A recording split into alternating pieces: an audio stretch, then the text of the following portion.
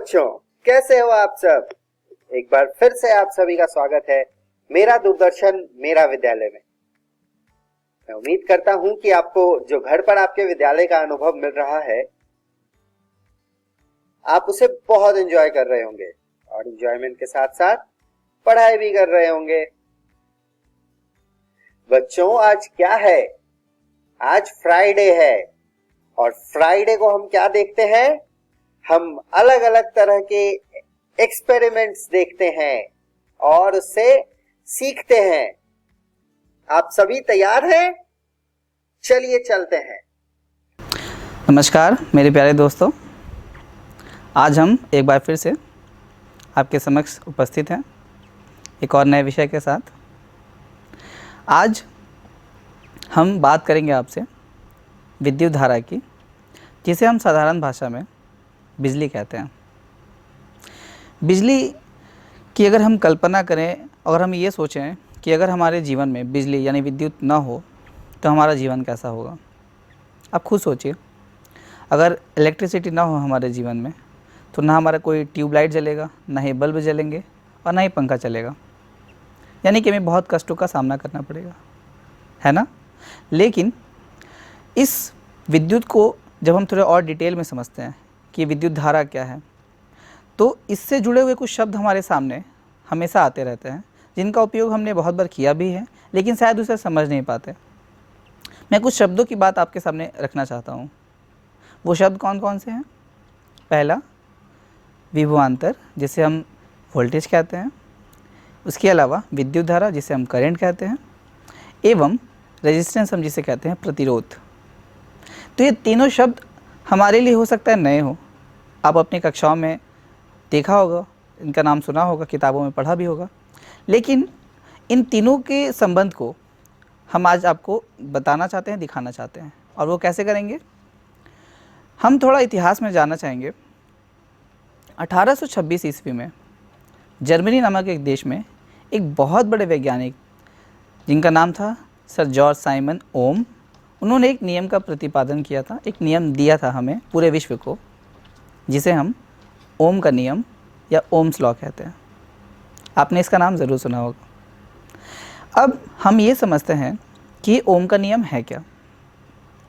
ओम का नियम बताता है कि जब किसी चालक में विद्युत धारा प्रवाहित होती है तो उस चालक के अंदर उसके दो सिरों के बीच का जो विभवांतर बनता है, उत्पन्न होता है, वो उस विद्युत धारा के समानुपाती होता है, यानी डायरेक्टली प्रोपोर्शनल होता है। मैं एक बार फिर से आपको समझाने की कोशिश करता हूँ। ओम का नियम क्या बताता है? अगर एक निश्चित तापमान पर किसी चालक या कंडक्टर के अंदर विद्युत धारा प्रवाहित होती है तो उस चालक के दो सिरों के बीच का जो विभवांतर उत्पन्न होता है वो उस विद्युत धारा के समानुपाती होता है। यानी जितना ज़्यादा विद्युत धारा प्रवाहित होगी, वोल्टेज यानी विभवांतर का मान उतना ही ज़्यादा बदलता जाएगा उस करंट के साथ, उस विद्युत धारा के साथ। तो ये तो एक साधारण भाषा में हमने ओम के नियम को बताया। अब अगर हम गणित की भाषा में अगर इसे बताएं तो हम ये कह सकते हैं कि विभवांतर यानी वोल्टेज करंट यानी विद्युत धारा के समानुपाती होता है। और जब हम इस समानुपात को हटाते हैं तो एक बराबर का चिन्ह आता है, एवं उस बराबर के चिन्ह के साथ एक स्थिरांक भी हम जोड़ते हैं, लाते हैं, जिसे ओम के नियम के अंदर हम रेजिस्टेंस या प्रतिरोध कहते हैं। यानी आपने ये समीकरण ज़रूर सुना होगा कि वोल्टेज बराबर करंट इंटू रेजिस्टेंस। ये हमने पढ़ा है ओम के नियम के अंतर्गत। आज हम आपको ओम के नियम को सिद्ध करके दिखाएंगे कि एक साधारण प्रतिरोधक यानी रेजिस्टर का उपयोग करके आप किस प्रकार ओम के नियम को देख सकते हैं और उसके संबंध को यानी वोल्टेज एवं करंट के संबंध को, रिलेशन को आप अच्छे तरीके से समझ सकते हैं। अब ओम के नियम को समझने के लिए हम बहुत सारी पद्धतियों का उपयोग करते हैं। उसमें से दो पद्धतियों का यहाँ जिक्र मैं करना चाहूँगा, मैं आपको बताना चाहूँगा। एक जो पद्धति है वो है वोल्टेज कनेक्शन सर्किट, जिसे हम अब थोड़ा आपको एक्सप्लेन कर देते हैं कि क्या होता है। जब भी हमारा कोई सोर्स, वोल्टेज सोर्स हम लेते हैं, मैं आपको अभी आने वाले समय में बताऊंगा कि वोल्टेज सोर्स क्या होता है या मल्टीमीटर क्या होती है, वो सब चीज़ें मैं आपको दिखाने वाला हूँ। तो जब भी हम किसी वोल्टेज सोर्स को लेते हैं और उसके अंदर जब हम एक वोल्टेज को अपने हिसाब से चेंज करते हैं तो उसके समानुपात में जो उसका करंट है वो भी उसी तरीके से इक्वली चेंज होता जाता है, नॉट इक्वली, लेकिन लगभग वो उसी वोल्टेज के मान के साथ चेंज होता जाता है। यानी जब हम वोल्टेज को चेंज करते हैं यानी बदलते हैं, तो साथ ही साथ उसके करंट के मान में भी थोड़ा परिवर्तन होता है। ये हम बात कर रहे हैं वोल्टेज कनेक्शन सर्किट की। अब एक और पद्धति भी है जिसे हम करंट कनेक्शन सर्किट कहते हैं।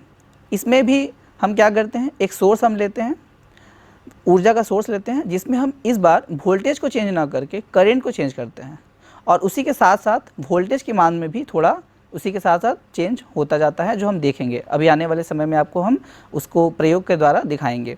तो आज हमने आपको जो ओम के नियम के बारे में बताया, उसका उपयोग हम अपने जीवन में कहाँ करते हैं। आपने अपने घरों में बहुत सारे मशीनों को, उपकरणों को उपयोग किया होगा। उसके अंदर आपने बहुत सारी रेटिंग्स देखी होंगी कि 220 वोल्ट का हम एसी सप्लाई जो हमारी आती है उसको हम यूज़ करें। तो ये जो हम आपसे ये जो फैक्ट्स हम बताते हैं या जो चीज़ें हम उस पर लिखी होती हैं किसी उपकरण के ऊपर, वो कहाँ से हम निकाल के लाते हैं। तो ऐसे बहुत सारे मशीन जिनके अंदर हम रेटिंग्स देते हैं, अलग अलग वैल्यूज़ देते हैं, उसको हम ओम के नियम के द्वारा कैलकुलेट करते हैं, उसका मान निकालते हैं और फिर हम उसको बताते हैं।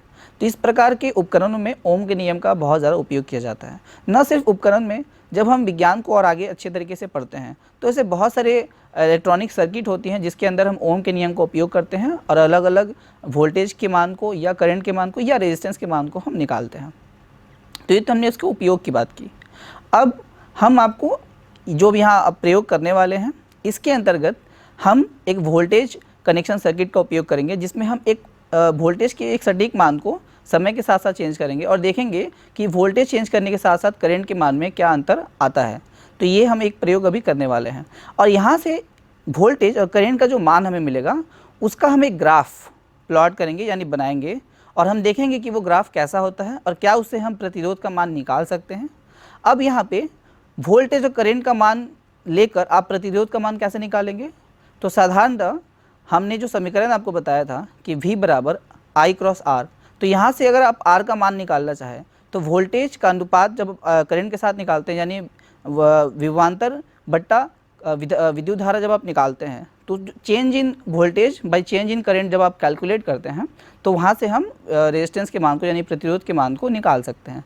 तो आइए एक प्रयोग के द्वारा हम आपको ये ओम्स के नियम को समझाने की कोशिश करते हैं। जैसा कि हमने आपको कहा था कि एक प्रयोग के द्वारा हम ओम के नियम को समझने की कोशिश करेंगे और देखेंगे कि हमें क्या मान मिलता है वोल्टेज एवं करंट का। तो जैसा कि हमने आपको कहा था कि हम एक वोल्टेज कनेक्शन सर्किट का उपयोग करेंगे, यानी एक ऐसा सर्किट, एक ऐसा पद्धति उपयोग करेंगे जिसमें हम वोल्टेज को जैसे के मान को जैसे चेंज करते रह जाएंगे, उसके साथ साथ हमें करंट का मान भी अलग अलग मिलता जाएगा। तो इससे पहले कि मैं प्रयोग को करूं, मैं आपको कुछ चीज़ें यहाँ मैंने उपयोग की हैं, वो आप उसके बारे में थोड़ा बताना चाहूँगा। सबसे पहली बात हम बात करेंगे, मेरे हाथ में एक प्रतिरोधक, एक रेजिस्टर है जिसका मान यहाँ 2.2 किलो ओम है। इसको हम कैसे मापते हैं, यानी किसी भी प्रतिरोधक का जो प्रतिरोध का मान है वो हम कैसे मापते हैं। तो उसके लिए हम आपको दिखाते हैं। जो मशीन यहाँ उपयोग कर रहे हैं ये एक मल्टीमीटर है। अब यहाँ मल्टीमीटर का क्या अर्थ हुआ, एक ऐसा मीटर जो बहुत सारे काम करता है। तो सोचने वाली बात यह है कि काम क्या करता है। आप देखेंगे यहाँ बहुत सारे रीडिंग हैं दिए हुए हैं। यहाँ पर जनरली जो साधारणतः हम करते हैं, विभिन्न प्रकार के वोल्टेज को, करंट को एवं रेजिस्टेंस को हम अलग अलग पॉइंट पे रखकर माप सकते हैं। यानी कि ये एक ही मीटर जो है वो बहुत तरीके के अलग अलग कार्य को एक साथ कर सकता है, इसीलिए हम इसको मल्टीमीटर कहते हैं। और चूँकि रजिस्टर की बात तो हमने आपसे की ही, इसके अलावा एक बोर्ड हम यूज़ करते हैं जिसे हम ब्रेड बोर्ड कहते हैं। इसके अंदर आप देख सकते हैं बहुत छोटे छोटे खामे बने हुए हैं, ठीक है। लेकिन यहाँ अगर आप ध्यान से देखें तो ये जो एक लाइन आप यहाँ देखेंगे, इसके नीचे ठीक वो एक ही पॉइंट के साथ एक किनारे पर एक दूसरे के साथ जुड़े हुए हैं। तो इसके अंदर हम विभिन्न प्रकार के प्रतिरोधों को या किसी भी अलग अलग अवयवों को जोड़कर अलग अलग मानों को निकालते हैं। तो ये ब्रेडबोर्ड हम इलेक्ट्रॉनिक सर्किट को डिज़ाइन करने के लिए उपयोग करते हैं, जो कि आप उच्च कक्षाओं में पढ़ेंगे। इसके अलावा देखिए एक सोर्स हमने यहाँ उपयोग किया जिसे हम वोल्टेज सोर्स कह रहे हैं। तो ये एक बैटरी एलिमिनेटर है। इसका कार्य है एक निश्चित मात्रा में वोल्टेज सोर्स का सप्लाई देना, और इसी से हम अभी वोल्टेज लेकर इसके करंट के मान को अभी इस मल्टीमीटर के द्वारा देखेंगे। तो सबसे पहले अब हम करेंगे क्या, इसमें आप ध्यान से देखिएगा। सबसे पहले जो रेजिस्टर हमने यहाँ, जो प्रतिरोधक हमने लिया है, वो हम इस ब्रेड बोर्ड पर लगा देते हैं। तो आप ध्यान से देख सकते हैं, मैंने एक किनारे पर इसके एक सिरे को और दूसरे किनारे पर दूसरे सिरे को लगा दिया है। अब हम क्या करेंगे, यहाँ आप देख सकते हैं एक पॉजिटिव और एक नेगेटिव टर्मिनल है। पॉजिटिव जो हमारा सोर्स है, जो टर्मिनल है हमारा, उसको हम एक साइड में जोड़ देंगे यहाँ पे, और जो हमारा दूसरा साइड है, और जो हमारा ये दूसरा साइड है, हम उसको इस प्रकार दूसरे सिरे पर जोड़ देंगे। और चलिए एक काम करते हैं, हम इसको ऐसे कर लेते हैं। अब आप ध्यान से देखिएगा कि जब हम यहाँ पर वोल्टेज चेंज करेंगे तो यहाँ पे करंट का मान भी चेंज होगा, उसी के परस्पर, उसी के समानुपात में। तो सबसे पहले हमें क्या करते हैं, इस सिस्टम को ऑन कर लेते हैं। देखिए मैंने ऑन कर लिया है और मैं 1 वोल्ट का मान यहाँ लेकर एंटर कर देता हूँ, यानी हमने 1 वोल्ट का वैल्यू इसमें सप्लाई कर दिया है।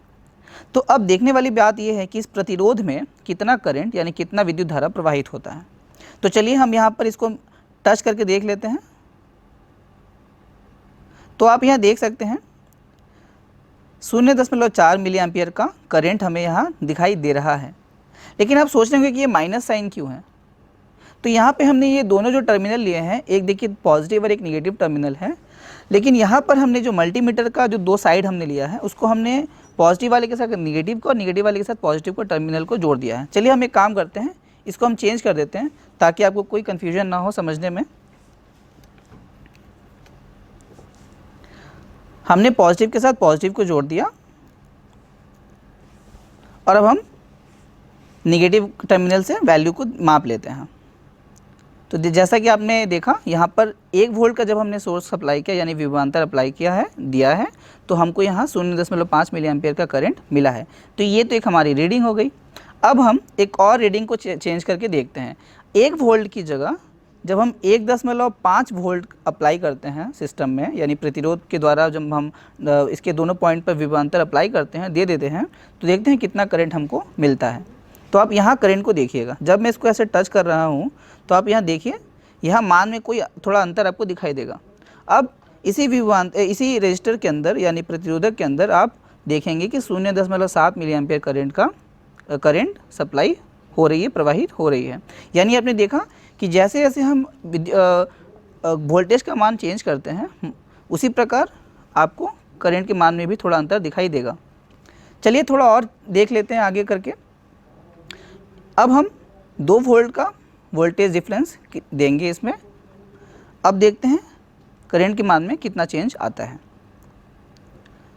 तो आप देखिए 0.9 मिली एम्पियर का करंट हमको प्राप्त हुआ। तो आप एक चीज़ गौर कर रहे होंगे कि जैसे जैसे हम वोल्टेज के मान को चेंज कर रहे हैं, वैसे ही उसी के साथ साथ करंट के मान में भी थोड़ा अंतर आपको देखने को मिल रहा है, जो कि मैंने आपको शुरू में बताया था कि वोल्टेज एवं करंट का एक समानुपाती रिलेशन होता है, एक संबंध होता है, जो कि ओम का नियम हमें बताता है। यही नहीं, हम थोड़ा और आगे बढ़ेंगे और अब यहाँ पर 2.5 वोल्ट का वोल्टेज सोर्स हम ले लेते हैं और देखते हैं कि करंट में क्या चेंजेस हमको देखने को मिलते हैं। तो अब आप यहाँ देख सकते हैं, जब हमने यहाँ 2.5 वोल्ट का वोल्टेज डिफरेंस अप्लाई किया है, तो उसी के साथ साथ उसी के परस्पर हमें 1.2 मिली एम्पियर का करंट प्राप्त हो रहा है। एक और कोशिश करते हैं। अब यहाँ पे 2.5 के बाद हम 3 वोल्ट का पोटेंशियल डिफरेंस अप्लाई करेंगे, यानी वोल्टेज सोर्स देंगे। अब आप देख सकते हैं करंट कितना हो गया, 1.4। देखा आपने। चलिए एक और काम करते हैं, 3.5 पे भी देखते हैं और अब करंट को देखते हैं, मापते हैं कितना है। ये थोड़ा गलती हो गया है, इसको मैं फिर से एक बार करने की कोशिश करता हूँ। 3.5 पर अब देखिए 7 मिली एम्पियर करंट हमें यहाँ पे दिखाई दे रही है। अब हम देखते हैं 4 वोल्ट पे क्या होता है। चलिए देखते हैं।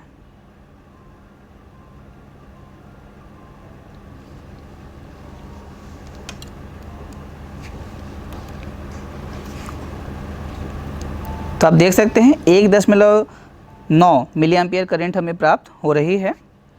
अब हम इसको 4.5 पे रखेंगे और अब देखते हैं मान कितना होता है। लगभग 2.1 मिली एम्पियर करंट। और आखिरकार हम 5 वोल्ट का सोर्स भी देख लेते हैं कितना होता है।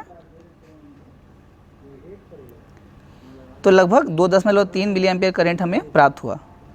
तो आपने देखा कि जैसे जैसे हम वोल्टेज के मान को यानी विभवांतर के मान को जैसे जैसे चेंज कर रहे हैं, बदल रहे हैं, साथ ही साथ उसके करंट में भी हमको चेंजेस देखने को मिल रही है। यानी वोल्टेज एवं करंट का यानी विभवांतर एवं विद्युत धारा का एक समानुपाती रिलेशन हमको देखने को मिला, एक संबंध हमको दिखाई दिया। अब हम इस मान को एक ग्राफ पर प्लॉट करेंगे, खींचेंगे, जिसमें एक्स अक्ष जो हमारा होगा वो वोल्टेज का होगा और जो वाई अक्ष होगा वो हमारा करंट का होगा। और हम देखेंगे कि ये दोनों का जो मान है वो हमें कैसा ग्राफ देता है। तो आइए हम उस ग्राफ को प्लॉट करते हैं और देखते हैं कि हमारा मान क्या मिलता है, वो रेखा हमें क्या बताती है। और उसी रेखा के द्वारा हम जो हमारा रेजिस्टर है उसका मान भी निकालेंगे। तो इस ग्राफ के द्वारा हम समझ सकते हैं कि यहाँ पर जो अलग अलग मान हमें दिए हुए हैं उसके द्वारा हम रेजिस्टेंस के मान को अलग अलग निकाल सकते हैं। वो कैसे निकालेंगे? तो आप अगर ध्यान दें तो हमने वोल्टेज सोर्स को 0.5 के अंतर के लगातार के द्वारा अलग अलग बदलते गए। हमने पहले 1 वोल्ट का सोर्स लिया, फिर 1.5 वोल्ट का सोर्स लिया, फिर 2, फिर 2.5। यानी कि जो हमारा वोल्टेज डिफरेंस है यानी जो चेंज इन वोल्टेज वैल्यू है वो यानी 0.5 वोल्ट का होता है जो हमने यहाँ पे रखा था। इसी प्रकार आपने देखा होगा कि जो मिली एम्पियर में करंट हमें दिखाई दे रहा था उसमें पहले 0.7, फिर 0.9, फिर 1.1, यानी कि 0.2 मिली एम्पियर करंट का जो चेंज इन करंट है वो हमें दिखाई दे रहा था। यानी कि हमें चेंज इन करंट और चेंज इन वोल्टेज दोनों मिला, जिसके द्वारा हम रेजिस्टेंस यानी प्रतिरोधक का मान निकाल सकते हैं। और आप यहाँ देख पाएंगे कि इस ग्राफ में यानी वोल्टेज एवं करंट का जो हम ग्राफ प्लॉट कर रहे हैं, जो हमने खींचा है, उसमें हमें एक स्ट्रेट लाइन दिखाई देती है और ये सिद्ध करती है कि वोल्टेज एवं करंट में एक समानुपाती रिलेशन होता है, एक संबंध होता है, जिसके द्वारा हम उसके रेजिस्टेंस को यानी उसके द्वारा रेजिस्टेंस के मान को हम निकाल सकते हैं। और यही हमें ओम का नियम बताता भी है। तो मैं आशा करता हूँ ये एक छोटा सा एक्सपेरिमेंट, एक प्रयोग जिसमें हमने ओम के नियम को आपको समझाने की कोशिश की है। तो बच्चों, आपने देखा कि किस प्रकार हम एक सर्किट का उपयोग कर विभिन्न प्रकार के मान को यानी वोल्टेज के मान को या करंट के मान को या रेजिस्टेंस के मान को हम निकाल सकते हैं। तो यहाँ पर हमने चूँकि वोल्टेज कनेक्शन सर्किट उपयोग किया था और उसमें हमने आपको दिखाया कि एक रजिस्टर के अंदर जब हम कोई पोटेंशियल डिफरेंस अप्लाई करते हैं तो उसके अंदर करंट कैसे प्रवाहित होती है, और जैसे जैसे हम वोल्टेज के मान को बदलते हैं उसके साथ ही साथ उसके समानुपात में करंट का मान कैसे चेंज होता है और किस प्रकार उसका ग्राफ उसके स्लोप के द्वारा हम रेजिस्टेंस के मान को निकाल सकते हैं। तो आशा करता हूँ ये छोटा सा एक्सपेरिमेंट आपको बहुत पसंद आया होगा, समझ में भी ज़रूर आया होगा। आज इसी के साथ यहीं पे मैं समाप्त करता हूँ। आप सभी का बहुत बहुत धन्यवाद। नमस्कार। नमस्कार मेरे प्यारे दोस्तों, एक बार फिर से आप सभी का हार्दिक स्वागत है हमारे साथ। आज हम एक बहुत ही ख़ास विषय पे आपसे बात करने के लिए आपके समक्ष प्रस्तुत हुए हैं। आपने अपने जीवन में अक्सर ये देखा होगा कि जब भी हम मोबाइल फ़ोन को बहुत देर तक उपयोग करते हैं तो वो बड़ा ही गर्म हो जाता है, बहुत हीट हो जाती है। एवं अगर आपने देखा हो जब भी आप चार्जर को, मोबाइल चार्जर जो हमारा होता है, उसको भी आप जब फ़ोन के साथ बहुत देर तक कनेक्ट करके प्लग को ऑन कर देते हैं तो बहुत ज़्यादा हीट हो जाती है, गर्म हो जाती है। तो अब इसके पीछे कोई ना कोई वैज्ञानिक कारण तो होगा, हम जानते ही हैं। तो आइए हम आज उन पद्धतियों को, उन चीज़ों को समझते हैं। लेकिन उससे पहले हम कुछ और तथ्यों के बारे में आपसे बात करना चाहेंगे। हम जानते हैं कि जब भी किसी चालक यानी कंडक्टर में कोई आवेश प्रवाहित होती है यानी बहती है, यहाँ आवेश से मेरा मतलब है इलेक्ट्रॉन्स जब फ्लो करते हैं। देखिए, इलेक्ट्रॉन्स को आप जानते हैं, जो भी परमाणु के बारे में हमने आज तक पढ़ा है, परमाणु बहुत ही छोटे छोटे मौलिक कणों से मिलकर बने होते हैं, जिसे हम इलेक्ट्रॉन, प्रोटॉन या न्यूट्रॉन कहते हैं। और इलेक्ट्रॉन का जब प्रवाह किसी चालक में बहुत ज़्यादा होता है तो उसके अंदर विद्युत का प्रवाह शुरू हो जाता है। अब आपको ये समझना होगा कि किसी भी कंडक्टर में यानी किसी भी चालक में जब करंट फ्लो करती है तो उसके अंदर कहीं ना कहीं फ्री इलेक्ट्रॉन्स तो होते ही हैं, यानी मुक्त इलेक्ट्रॉन्स होते हैं, जिनके फ्लो की वजह से यानी बहने की वजह से उसके अंदर करंट प्रवाहित होती है। अब उदाहरण स्वरूप अगर हम कुछ कंडक्टर्स का आपको एग्जांपल दें, उदाहरण दें, तो आपने कॉपर का उपयोग बहुत ज़्यादा किया है। इसके अलावा सिल्वर का उपयोग हम करते हैं, एल्यूमिनियम का भी उपयोग बहुत ज़्यादा किया जाता है। तो इस प्रकार के जो चालक हैं जिनके अंदर विद्युत प्रवाहित होती है, तो कहीं ना कहीं उसके अंदर विद्युत धारा बहने लगती है। ये तो विद्युत धारा की हमने बात की। इसके अलावा जब भी मुक्त इलेक्ट्रॉन बहुत ज़्यादा मात्रा में बहते हैं, यानी फ्री इलेक्ट्रॉन्स जब भी बहुत ज़्यादा मात्रा में बहते हैं, तो बहुत ज़्यादा करंट उसमें बनती है, बहना शुरू हो जाती है। तो ये तो करंट के बहने के बारे में हमने बात की, किस तरीके से ज़्यादा इलेक्ट्रॉन्स के फ्लो की वजह से ज़्यादा इलेक्ट्रॉनिक विद्युत का जो प्रवाह है वो बढ़ता जाता है। एवं चालकों के अंतर, अब अगर हम थोड़ा ध्यान से और चालकों को समझने की कोशिश करें, तो चालकों के अंदर सिर्फ इलेक्ट्रॉन्स फ्लो नहीं करते, उसके अंदर में कुछ आयंस भी होती हैं, कुछ इम्प्योरिटीज़ यानी अशुद्धियाँ भी होती हैं, और उसके अंदर जो परमाणु होते हैं वो एक निश्चित मात्रा में अपने जगह पे जब कंपन करते हैं, तो इसकी वजह से वो जो इलेक्ट्रॉन्स का फ्लो है, जो बहाव है, वो प्रतिरोधित होता है, रुकता है। और सभी चालकों के अंदर एक निहित गुण होता है जो इलेक्ट्रॉन्स के फ्लो को रोकने की कोशिश करता है, और यही वो गुण है जिसे हम प्रतिरोधक क्षमता कहते हैं या प्रतिरोध कहते हैं, यानी रेजिस्टेंस जिसे कहा जाता है। यानी हम कह सकते हैं किसी भी चालक के अंदर जो करंट के फ्लो को रोकने की जो क्षमता होती है उसे हम उसका प्रतिरोध कहते हैं। तो ये तो हमने रेजिस्टेंस की बात की आपसे। अब आइए आपको हम समझाते हैं कि किस प्रकार हमारे शॉर्ट सर्किट का कॉन्सेप्ट हमें समझ में आ सकता है। आपके घरों में आपने बहुत सारे उपकरण उपयोग किए होंगे, जैसे टीवी, फ्रिज इत्यादि हम उपयोग करते हैं, और आप जानते हैं कि उसके अंदर जो बहुत सारे उपकरण लगे होते हैं, तो सभी मशीनों का अपना अपना एक कार्य होता है, यानी सभी मशीनों के अपने अपने एक वोल्टेज का मतलब जो उसको लेने की जो क्षमता होती है वो अलग अलग होती है, उसके अलग अलग कार्य के ऊपर वो निर्भर करता है। तो इसलिए प्रत्येक मशीनों में हम अलग अलग रेजिस्टेंस का उपयोग करते हैं, यानी कि जिसकी जितनी करंट की रिक्वायरमेंट होती है उसी प्रकार हम उसके रेजिस्टेंस का उपयोग करते हैं। अब आप सोचिए कि अगर किसी रेजिस्टेंस में यानी प्रतिरोध में अगर बहुत ज़्यादा मात्रा में करंट फ्लो करना शुरू करे, यानी बहुत ज़्यादा मात्रा में अगर विद्युत प्रवाह करना शुरू करे, तो एक निश्चित मात्रा के ऊपर जब वो बढ़ जाती है तो इलेक्ट्रॉन्स अपनी जो ऊर्जा है वो ऊष्मा ऊर्जा में उसको परिवर्तित कर देता है, और यानी जैसे इलेक्ट्रॉन्स अपनी विद्युत ऊर्जा को ऊष्मा ऊर्जा में परिवर्तित करते हैं तो वो बहुत ज़्यादा ऊष्मा ऊर्जा बाहर आने की कोशिश करता है और बहुत ज़्यादा हीट क्रिएट होता है। तो जैसा कि मैंने आपको बताया कि आपके फ़ोन बहुत ज़्यादा गर्म हो जाते हैं, लेकिन जब एक निश्चित मात्रा के ऊपर वो करंट का जो चेंजेस हैं, मतलब विद्युत धारा से जब हम ऊष्मा ऊर्जा की तरफ बढ़ते हैं तो जो मात्रा बहुत ज़्यादा बढ़ जाती है, तो बढ़ते बढ़ते एक निश्चित मात्रा के ऊपर जाके वो जलना शुरू कर देती है, और इस प्रकार हमारा जो उपकरण है वो जल जाता है, और इसी को हम शॉर्ट सर्किट कहते हैं। तो हमने अभी तक आपसे क्या बताया, आपसे बात की कि किस प्रकार चालकों में विद्युत का प्रवाह होता है, शॉर्ट सर्किट हम किसे कहते हैं और वो कैसे होता है।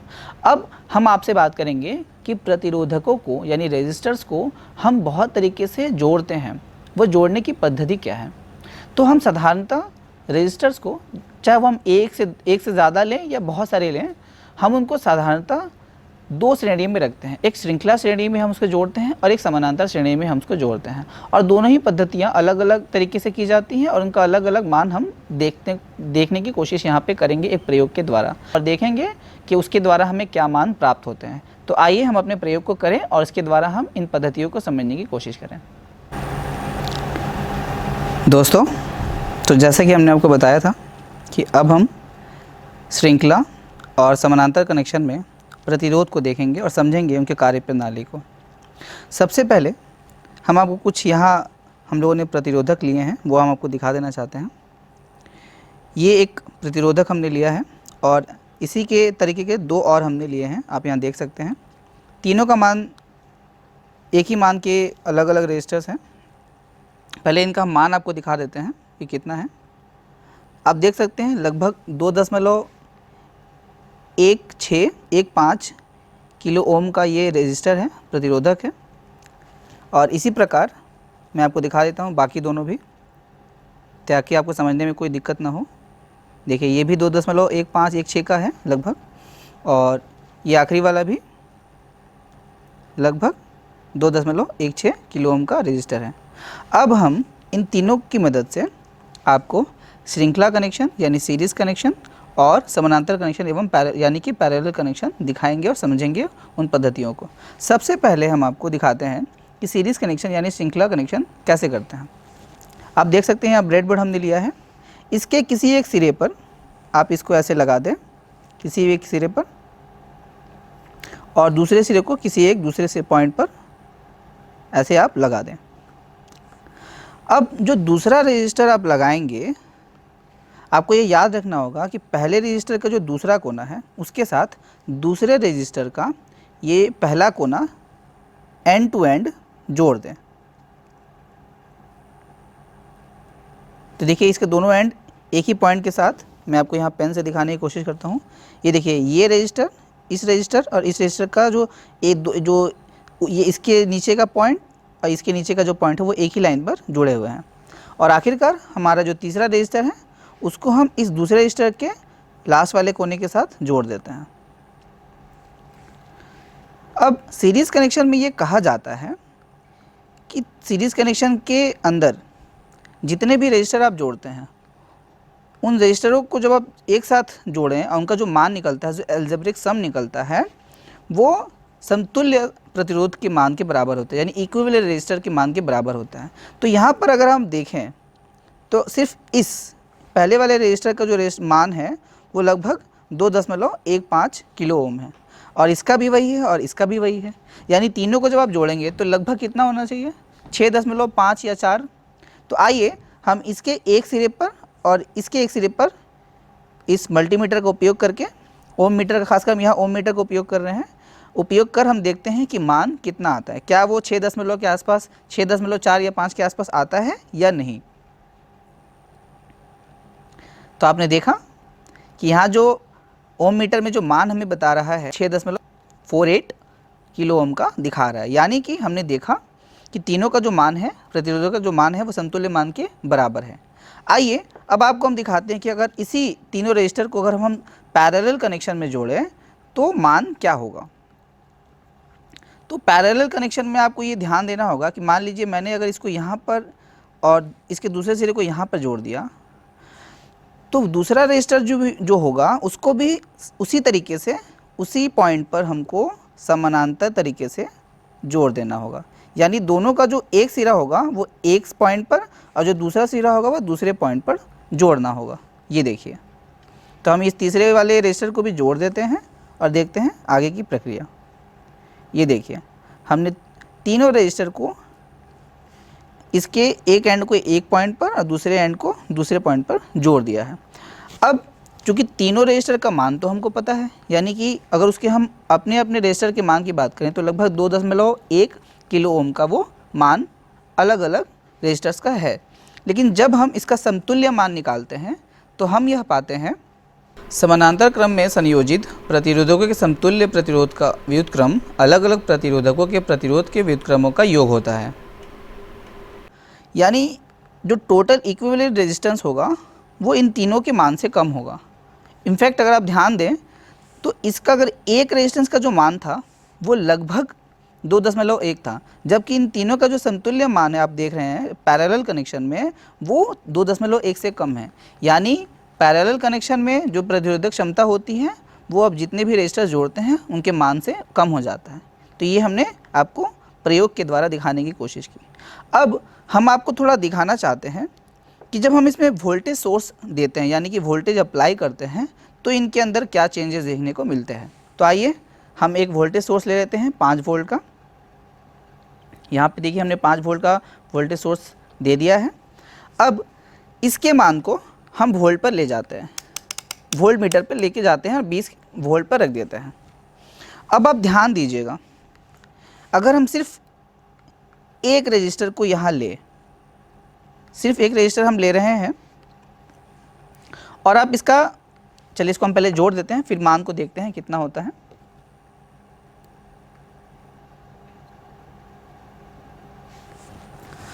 चलिए हम अगर इसके सिर्फ 2 सिरों को ऐसे टच करें तो आप देखेंगे लगभग एक ही रजिस्टर के अंदर 5 वोल्ट का पोटेंशियल डिफरेंस सप्लाई हो रहा है, क्रिएट हो रहा है। ठीक है, जो हमने यहाँ सोर्स दिया वही इसी रजिस्टर के अंदर क्रिएट हो रहा है। अब दूसरे वाले की तरफ चेक करते हैं, देखते हैं बीच वाले का पोटेंशियल डिफरेंस कितना है। तो ये भी करीबन 5 वोल्ट का ही आपको, चलिए मैं फिर से चेक करता हूँ, 1 मिनट।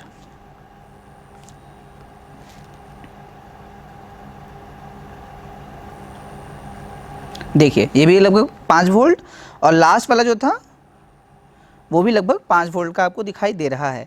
और अगर हम इसके समतुल्य वोल्ट को देखें, पूरे वोल्ट के वोल्टेज जो हमारा सप्लाई हो रहा है पैरेलल कनेक्शन में, अगर हम उसको देखें तो भी आप पाएंगे कि पूरा हमारा सर्किट कनेक्शन है उसमें भी 5 वोल्ट का पोटेंशियल डिफरेंस ही सप्लाई हो रहा है। यानी कि पैरेलल कनेक्शन में जो हम वोल्टेज सप्लाई करते हैं वो सभी रेजिस्टर्स में इक्वल अमाउंट में डिस्ट्रीब्यूट हो जाती है, बढ़ जाती है। अब आपको ये समझना होगा कि इसका उपयोग, पैरेलल कनेक्शन का उपयोग हम कहाँ करते हैं। तो पैरेलल कनेक्शन का उपयोग हमारे घर में जितने भी बोर्ड होते हैं, इलेक्ट्रिकल बोर्ड जो आप देखते हैं, उसके अंदर आपने ये पढ़ा होगा या सुना होगा कि हम 220 वोल्ट का एसी सप्लाई देते हैं, प्रोवाइड करते हैं। जब भी अपने घरों में अलग अलग उपकरणों का उपयोग करते हैं, उदाहरण स्वरूप मान लीजिए आपके घर में फ्रिज है, वॉशिंग मशीन है और टीवी है। ये पहला वाला फ्रिज, दूसरा वाला वॉशिंग मशीन और तीसरा वाला जो हमारा टीवी हो गया। तो अब तीनों अलग अलग उपकरण हैं और तीनों को ही किसी न किसी अमाउंट में वोल्टेज की ज़रूरत तो पड़ेगी। तो जब हम उसको सप्लाई से यानी बोर्ड से कनेक्ट करते हैं तीनों अलग अलग मशीनों को एक साथ, तो जब हम किसी एक को चलाएं तो भी उसके अंदर लगभग सेम वोल्ट ही प्रवाहित होगा, और अगर हम तीनों को एक साथ चलाएं तो भी लगभग एक ही अमाउंट में वोल्टेज डिफरेंस उन तीनों में बढ़ जाती है। लेकिन अगर हम किसी एक को हटा दें, चलिए मैंने बीच वाला को हटा दिया, यानी मैंने वॉशिंग मशीन को हटा दिया क्योंकि उसका काम ख़त्म हो गया, फिर भी आप देखेंगे बाकी जो दोनों हैं उनके अंदर लगभग एक ही पोटेंशियल डिफरेंस प्रवाहित हो रही है, क्रिएट हो रही है। यानी कि हमने ये समझा कि पैरेलल कनेक्शन में हम किसी भी उपकरण को उपयोग करें, उसके किसी एक अलग अलग कंपोनेंट को हटा देने से पूरे सर्किट पर कोई प्रभाव नहीं पड़ता, और इसलिए जो पैरेलल कनेक्शन है लगभग जितने घरेलू उपकरण हम उपयोग करते हैं उसमें हम पैरेलल कनेक्शन का ही उपयोग करते हैं, न कि सीरीज़ कनेक्शन का। लेकिन अब हम सीरीज़ कनेक्शन को भी देख लेते हैं कि उसके अंदर जब हम पोटेंशियल डिफरेंस अप्लाई करेंगे तो क्या घटना घटती है। तो चलिए हम एक बार फिर से एक सीरीज़ कनेक्शन जो बना लेते हैं, एक श्रृंखला कनेक्शन बना लें और देखते हैं क्या होता है।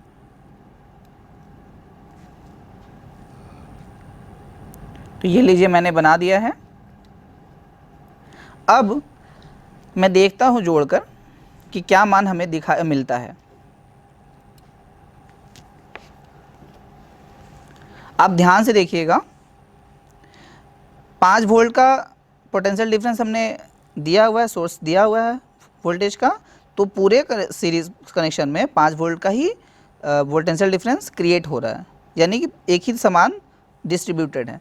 लेकिन अगर हम इंडिविजुअल रेजिस्टेंस को देखें, यानी अलग अलग रेजिस्टेंस को अगर आप देखें तो उनके अंदर वोल्टेज का जो मान है वो देखिए कितना आएगा। आप देखेंगे पहले वाले प्रतिरोधक में रजिस्टर में यहाँ जो मान है वो लगभग 1.66 आ रहा है। अब चलिए दूसरे वाले में चेक करते हैं। यहाँ भी आप पाएंगे कि लगभग 1.66 वोल्ट का मान आपको मिलेगा, और आखिरी वाले को भी देख लेते हैं तो यहाँ पर भी आपको 1.66 वोल्ट का मान मिला। यानी इनके अंदर जो वोल्टेज ड्रॉप हुआ है वो लगभग एक ही मान में हुआ है।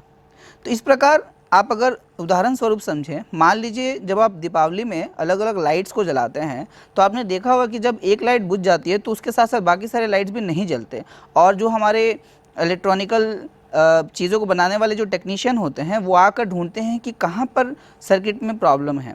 तो यहाँ पर हम ये समझ सकते हैं, ये कह सकते हैं कि सीरीज़ कनेक्शन में अगर एक कंपोनेंट ख़राब हो जाए तो उसकी वजह से पूरे सीरीज़ कनेक्शन को प्रभाव पड़ता है और वो कार्य नहीं करता। इसलिए ज़्यादातर हम पैरेलल कनेक्शन का ही उपयोग करते हैं, न कि सीरीज़ कनेक्शन का। तो इस प्रकार हमने ये समझा कि सीरीज़ और पैरेलल कनेक्शन कैसे किया जाता है और इसका उपयोग हम अपने जीवन में, आम जीवन में कहाँ देखते हैं और कहाँ पाते हैं। तो हम आशा करते हैं ये सीरीज़ और पैरेलल कनेक्शन आपको समझ में आई होंगी, यानी श्रृंखला और समानांतर कनेक्शन जो कि प्रतिरोधक के द्वारा हमने आपको समझाने की कोशिश की है, आप आसानी से इसे समझ पाए होंगे। तो मेरे प्यारे दोस्तों, इस प्रयोग के द्वारा हमने आपको यह समझाने की कोशिश की है कि श्रृंखला और समानांतर कनेक्शन जो हम करते हैं प्रतिरोधकों का उपयोग करके वो कैसे कार्य करता है और उनके फ़ायदे क्या क्या हैं और नुकसान क्या क्या हैं, और ये हमारे आम जीवन में हमें कैसे प्रभावित करते हैं। तो हम आशा करते हैं ये सीरीज़ और पैरेलल कनेक्शन जो हमने आपको दिखाया है ये आपको आसानी से समझ में आया होगा और इसका उपयोग अपने कक्षाओं में आप ज़रूर करेंगे एक बार खुद से कोशिश करके। तो इसी के साथ हम यहाँ पर ये अपना सेशन समाप्त करते हैं। आज के लिए इतना ही। धन्यवाद। बच्चों, अभी हम लोग जंतुओं में अनुकूलताएं यानी एडेप्टेशन के बारे में जानेंगे। जैसा हम लोग जानते हैं कि पृथ्वी पे बहुत तरह के अलग अलग आवास उपस्थित हैं। कोई पानी में रहता है, कोई धरती पे चलता है, कोई आकाश में उड़ता है, कोई मरुस्थल में रहता है। तो इस तरह अलग अलग परिस्थितियों में रहने के लिए जंतुओं में अलग अलग हमें देखने के लिए अनुकूलताएं भी मिलती हैं। अभी हम लोग यहाँ 4 जीवों अर्थवर्म यानी केचुए, लोबियो यानी रोहू मछली, पिजन यानी कबूतर और कॉकरोच यानी तिलचट्टे के बारे में जानकारी प्राप्त करेंगे। जैसे अभी आप देख रहे हैं कि केचुआ तो रेंगता और मिट्टी में रहता है, मछली पानी में, और ये कबूतर या कोई पक्षी जो है वो आकाश में उड़ता है, और तिलचट्टे नम स्थानों में छिपकर रहते हैं। तो अभी हम लोग देखें अर्थवर्म यानी केचुए के बारे में। अभी आदमी के हाथ पर आप एक केचुआ को देख रहे हैं और बगल में ये उसका चित्र है। ये आप आगे में केचुए के मुंह को देख रहे हैं और पीछे टेल एंड है। तो इस तरह से अभी हम लोग केचुए के बारे में जानेंगे। केचुए का शरीर जो है वो बेलनाकार तथा खंडित होता है, जैसा कि आप यहाँ देख रहे हैं। इसके शरीर में किसी तरह का अपेंडेज प्रवर्धन नहीं है, ये एकदम सीधा है। इसी तरह से इसका सिर आप जो देख रहे हैं ये बहुत स्पष्ट नहीं होता है, लेकिन आगे के भाग में एक सिर है। वैसे शरीर के पहले खंड में मुख है यहाँ पर, और शरीर के अंतिम खंड में हम लोग गुदा यानी एनस को देख रहे हैं। इसके 14वें जो है यहाँ पर आप देखेंगे तो 14वें, 15वें और 16वें शरीर के अग्रभाग के खंड में ग्रंथिल उत्तकों से बनी एक पट्टिका है जिसको हम लोग क्लाइटेलम कहते हैं। यह नम भूमि में बिल बनाकर रहता है और इसका शरीर जो है वो बिल के आकार को निर्माण करने में सहायता करता है। ये बिल निर्माण करने के लिए मिट्टी को खाता है। उस मिट्टी में पोषक कार्बनिक पदार्थ को तो वो पचा लेता है, लेकिन शेष मिट्टी जो है वो गुदा से बाहर आ जाता है। और ये जो गुदा से जो मिट्टी की छोटी छोटी गोलियों के रूप में बाहर आता है, ये वर्मी कंपोस्ट कहलाता है, और ये मिट्टी को बहुत उपजाऊ बना देता है, यानी ये किसान का मित्र है। अब हम लोग तिलचट्टे में अनुकूलता को देख रहे हैं। तिलचट्टे का जो शरीर है कॉकरोच का, वो 3 भाग में बटा होता है। सिर यानी हेड, इसके बाद जो है वो वक्ष थॉरेक्स कहलाता है, और इसके बाद उदर यानी एब्डोमेन है। शरीर कठोर क्यूटिकल के परत से बाह्य कंकाल से ढका रहता है।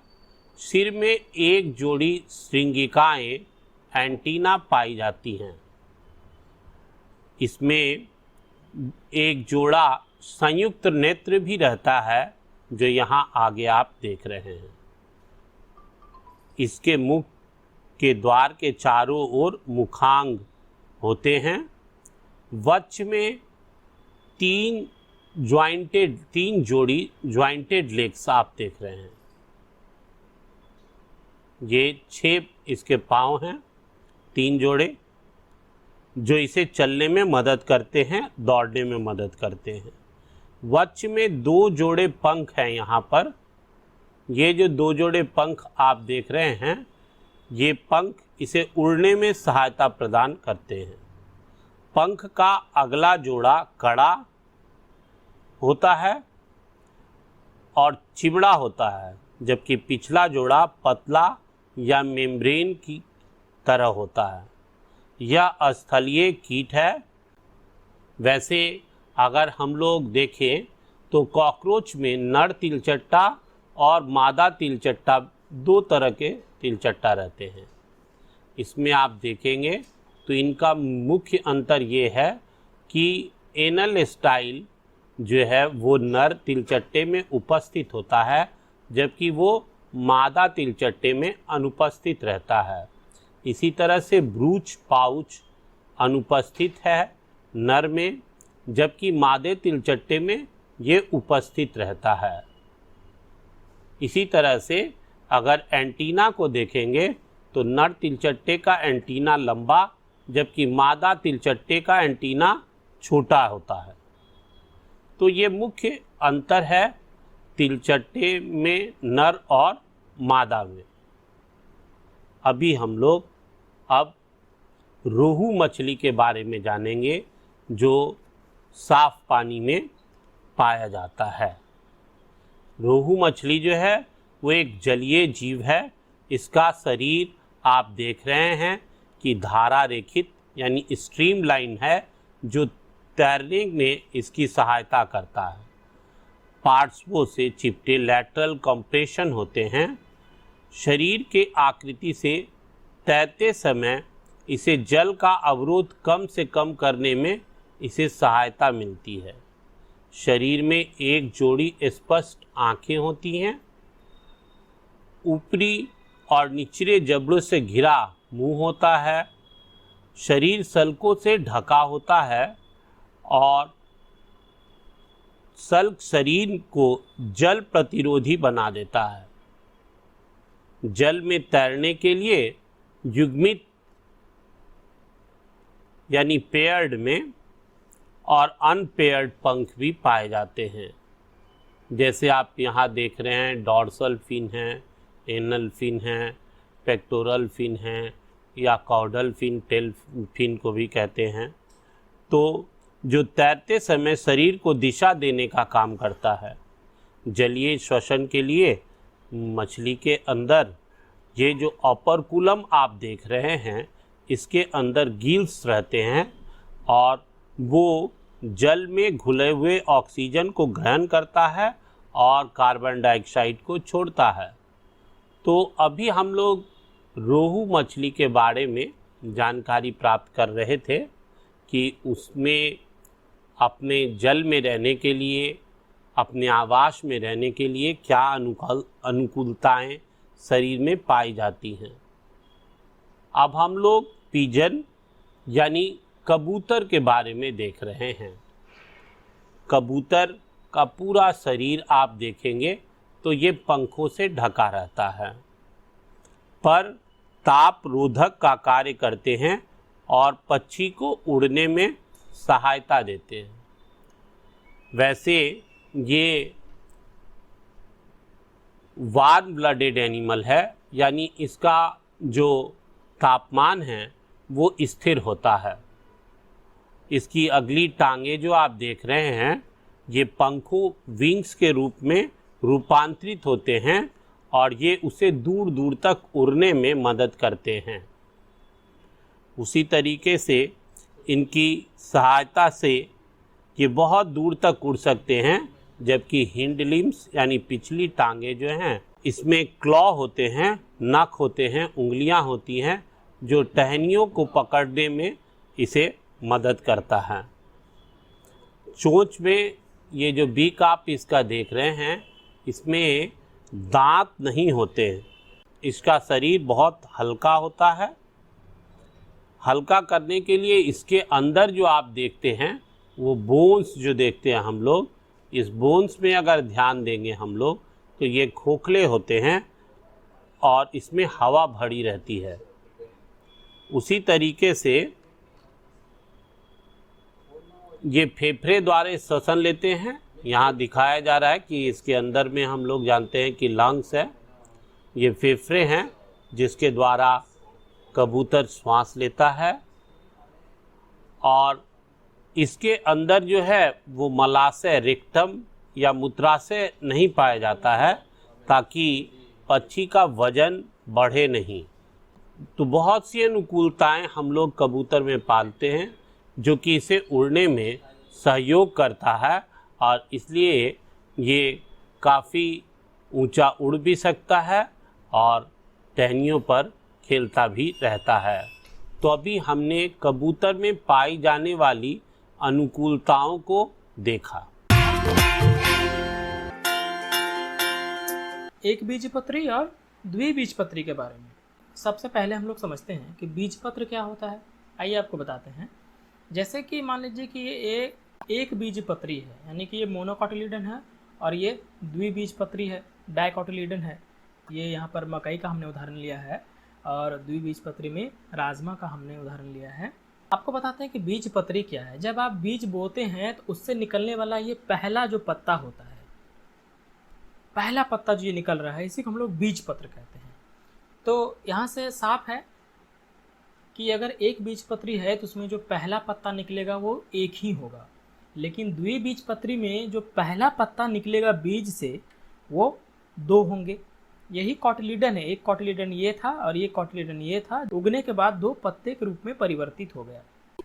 घास जैसे सभी पादप जो हैं वो एक बीजपत्री होते हैं, और दलहन जैसे मटर, चना, ये सभी द्विबीजपत्री हैं।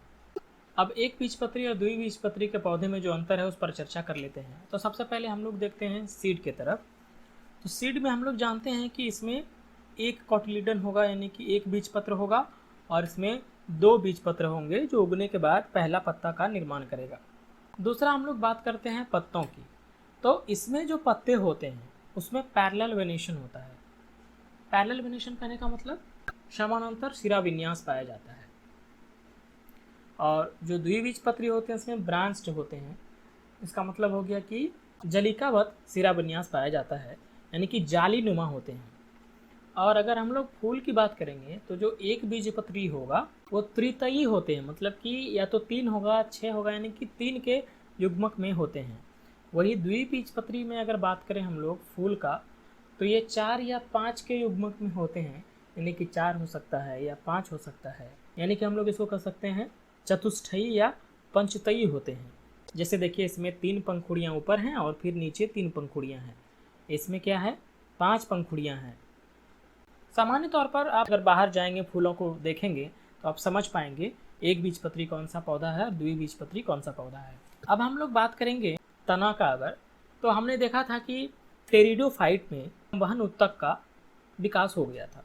तो एक बीजपत्री जो पौधे होते हैं उसमें जो संवहन उत्तक होता है वो किसी तरह की सजावट में नहीं होता, बिखरा हुआ होता है कहीं भी। और जो द्विबीजपत्री में है इसका जो संवहन उत्तक है, जिसको हम लोग वास्कुलर टिश्यू कहते हैं, वो रिंग नुमा स्ट्रक्चर में अरेंज होता है ऐसा। यानी कि संवहन उत्तक का जो सजावट है वो रिंग जैसा है। अब हम लोग बात करते हैं एक बीजपत्री के मूल का, रूट सिस्टम का। तो इसका जो रूट होता है, मूलांकर से बनी जड़ कुछ समय के बाद समाप्त हो जाती है और इसके ऊपरी हिस्से से अन्य छोटी छोटी जड़ें निकल आती हैं। इसमें रेशेदार जड़ हो सकता है या जकड़ा जड़ हो सकता है या आपस्थनिक जड़ होता है। अब अगर द्विबीजपत्री की बात करें हम लोग तो इसमें एक मुसला जड़ होता है जो मूलांकर से बनी होती है और यह हमेशा बनी रहती है।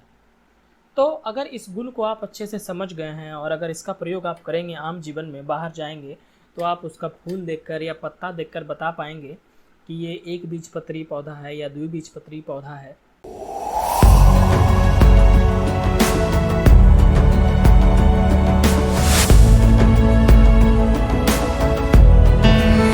हेलो इंडिया, नमस्कार।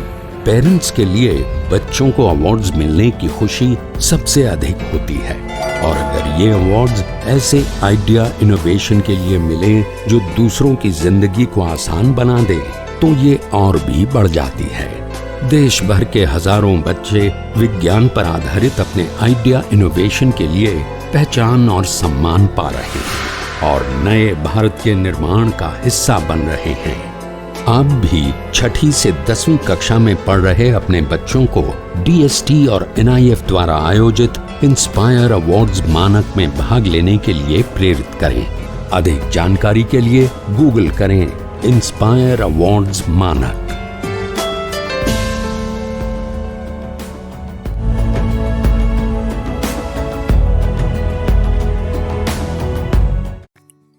आशा करता हूं कि आज के एपिसोड में पढ़ाया गया पाठ आपको अच्छे से समझ आया होगा और आपने अपने सवालों को नोट भी किया होगा। तो आप अपने उस सवाल को उन्नयन ऐप पर पोस्ट कर सकते हैं और ग्लोबल एक्सपर्ट से अपने जवाब को पा सकते हैं। बच्चों, आप अपने सवाल को हमारे दिए गए नंबर पर संपर्क कर भी अपने सवालों का हल जान सकते हैं। स्क्रीन पर जो नंबर दिया गया है उसे नोट कर लीजिए। अगर आप हमें ईमेल करना चाहें तो ईमेल भी कर सकते हैं। स्क्रीन पर ईमेल आईडी दी हुई है, नोट कर लीजिए।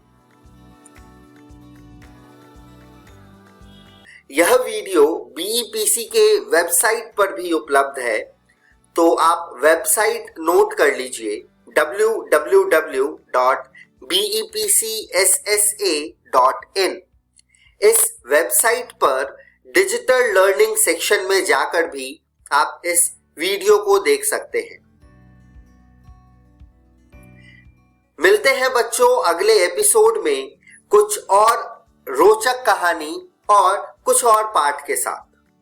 तब तक के लिए घर पर रहें, सुरक्षित रहें और पढ़ते रहें। बाय बाय बच्चों।